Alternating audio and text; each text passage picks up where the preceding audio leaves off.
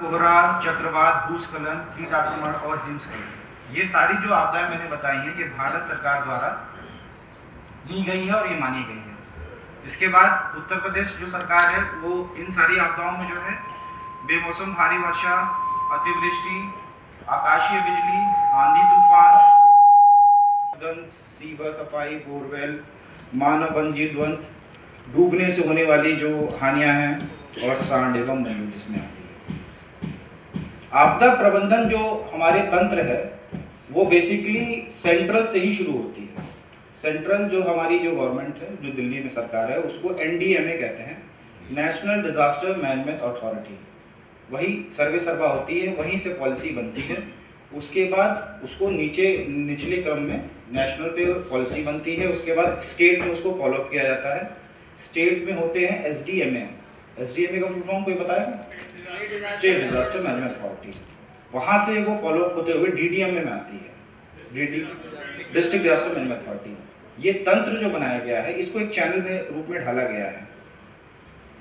बुर्ज में जो आया था कि कौन से साल में आया था भूकंप?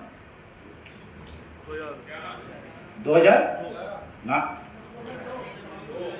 2001 में आया था। उससे पहले आपदा प्रबंधन था जो मिनिस्ट्री ऑफ होम अफेयर्स था। आपदा प्रबंधन प्रणाली नहीं बनी थी, मिनिस्ट्री ऑफ होम अफेयर्स इसको देखती थी। 2005 में आकर के इसको एक एक्ट में निर्धारित किया गया। 26 दिसंबर 2005 को ये एक्ट बना।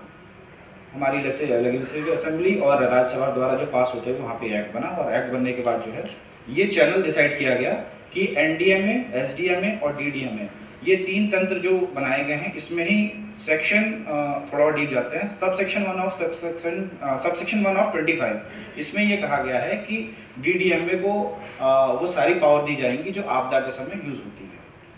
हालांकि ये समझ लीजिए कि ये तीन जो सेक्शन बनाए गए हैं, NDMA, SDMA और DDMA, ये ऑल ओवर इंडिया किसी भी जिले में, किसी भी प्रदेश में ये यही काम करती है।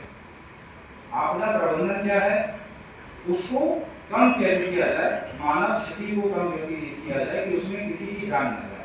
इसी पे सरकार का भी काम है और एडमिनिस्ट्रेशन या प्रशासन भी इसी पे लगे रहते हैं। आपदा को रोका नहीं जा सकता, परंतु उसको कम, उसके प्रभाव को कम किया जा सकता है। बाढ़ आएगी, 2-3 घंटे का मौका मिलता है उसमें रेस्क्यू करने का, कर देंगे, लेकिन जब भूकंप आता है तो उसमें किसी तरीके का कोई आपको मौका नहीं मिलता। करेक्ट है, जिससे जानकारी होती है वो उसमें अवेयर रहता है। बरेली के परिप्रेक्ष्य में हालांकि इस साल भी कई ऐसे झटके मिले हैं, लोगों को महसूस किए गए हैं कि भूकंप कभी भी और किसी भी तरीके की आ सकता है। कि चलिए धरती हिलती क्या होता है, किसी को और कुछ जोड़ना है? जी राइट। टेक्टोनिक प्लेट्स जो कि हमारे नीचे कोर सेंटर में होता है, लावा उसके ऊपर ही बैठी रहती हैं। कहा जाता है कि 7 ऐसी टेक्टोनिक बड़ी प्लेट्स जो नीचे लावा के ऊपर मूव ऑन करती रहती हैं। जब वो एक साथ जो वाइब्रेशन पैदा होती है, उस वाइब्रेशन से एनर्जी निकलती है और ऊपर आकर के अर्थ के किसी स्पेस सेंटर पे वहां पे इफेक्ट करती है। उसको एपिसेंटर कहते हैं। उस एपिसेंटर से इतनी एनर्जी निकलती है कि उसके आसपास के जितने भी एरिया हैं वो थाउजेंड्स ऑफ किलोमीटर तक ट्रैवल करती हैं और वहां पर जाकर वो इफेक्ट करती हैं। तो बेसिकली भूकंप ऐसे भी आता है और दूसरा भूकंप पानी में भी आता है।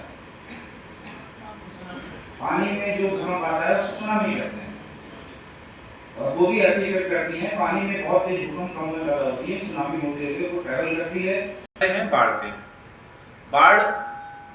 बाढ़ आने का परिप्रेक्ष्य क्या होता है, कैसे बाढ़ आती है? हमारे बरेली के रीजन में बाढ़ आने का सबसे बड़ा कारण होता है जो सहायक नदियां हैं उसमें ज़्यादातर पानी छोड़ा जाता है ऊपर से, घाट गोदाम डैम और ऊपर के एरिया से। जब वो पानी एक्सटर्नल छोड़ा जाता है तो हमारा जो लेवल है वो बढ़ जाता है।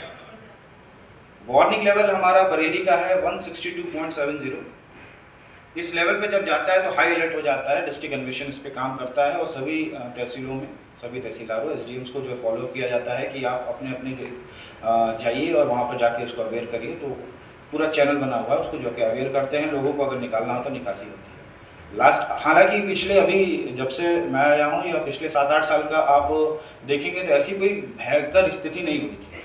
लास्ट टाइम 2010 में भी आई थी, वो भी पानी छोड़े जाने के कारण आई थी। जिस